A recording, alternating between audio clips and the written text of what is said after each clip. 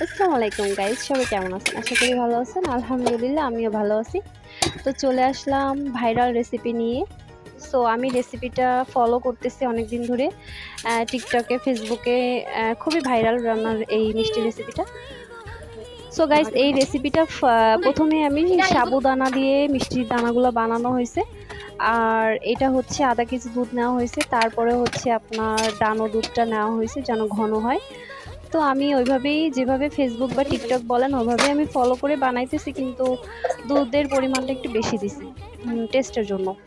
আর guys, আমি কিন্তু মানে চেষ্টা করছি, জানি না কেমন হয়েছে। এই যে দুধটা ঘন হয়ে গেছে, এই দুধ ঘন হওয়ার জন্য একটু মজাদার হবে এই আর কি।